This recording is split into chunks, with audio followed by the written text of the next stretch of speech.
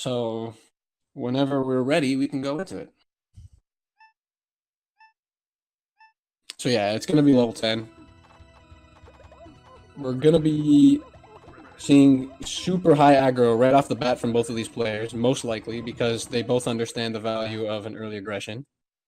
And all right, we'll just call that a warm-up match. So John there, he got a little bit caught by surprise, probably wasn't ready.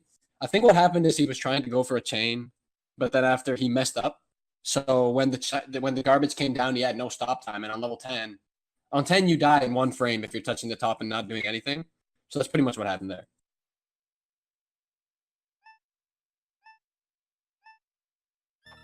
Both players opting to start from different positions. Yoshi going for the ignorant marathon strats, where you just even out your entire stack.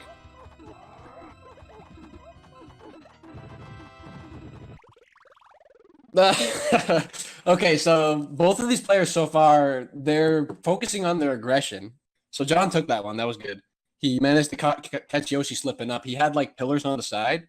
And again, he messed up his chain. And he tried to make up for it with his speed by dragging down the pillars.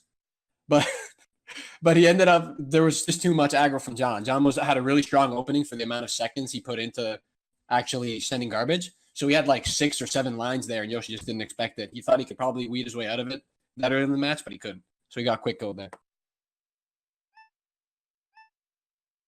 Hopefully we get to see some matches where they go past the initial phase, because a lot of these strategies that they're trying to do early game, why they're doing it shows up later in the match, and if you don't really reach that, you don't really reach the point. So now we have a lot of a different story here. So Yoshi is just like, I don't want to die again like that. Usually when you die on level 10 like that, you just don't want to die again the same way. So you just opt, you tend to go towards like, I'm going to just go allocate even more resources into aggression. So there we saw him send like a ×9 or whatever. And John sent like a lot less. He wasn't able to get his game started. But because John sends less in his initial shot and Yoshi sent a lot, Yoshi's stack is inherently going to be low.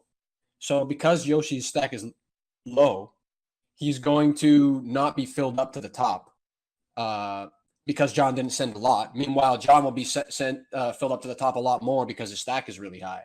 So what ended up happening there is that John cleared, and then he couldn't find a way to continue, and then he just died like that.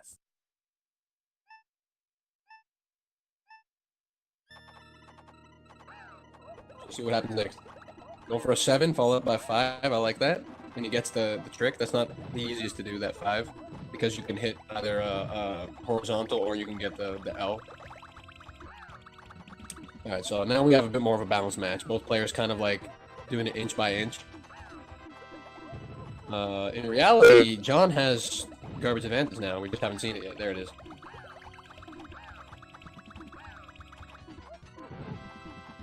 So this is a good match so far. John needs to just quickly, yeah. All right, so John for now has stack advantage. He needs to keep, he needs to keep it up. He does a 12. I actually like that a lot, and he actually gets a kill for it. So you could say that this set, maybe our players not fully warmed up yet. I'm used to seeing both of these players play it out a lot longer. So basically what's happening here is that maybe the minds of the players aren't fully warmed up yet, and they're kind of just tunneling a little bit too much on one aspect of the game. And then they get caught by surprise by the level 10 factor, which is that you die. If you're not ready, you die instantly. Never sleep on the game, right? So we're just seeing a little bit of that so far.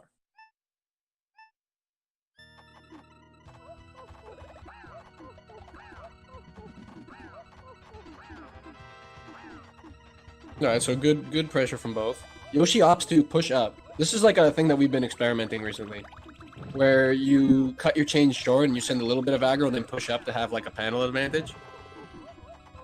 And now you can see that he has. Ooh, you actually, guys, Yoshi would have died there if John didn't. So it's a shame. It's a shame that John did die, because I saw Yoshi. He was going to be topped out because John sent enough. So this is how important it is sometimes when you're playing the game. If there's like a thing where it's like you have to go the distance to get that very last clear to survive, a lot of the times that makes the difference between a win or loss. And this is an example of it.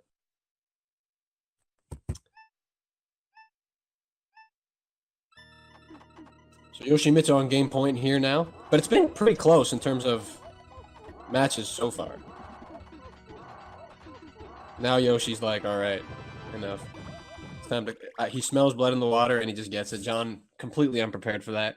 Pretty much a culmination of everything else we've talked so far. I don't really need to talk too much about that. He just had a really strong opening, and John wasn't ready at all. He tried an aggro.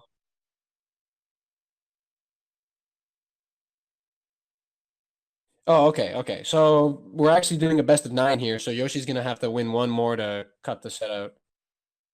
So we're gonna see one more match here. There's really that was just pretty much the same reason of death of the other ones. So yeah.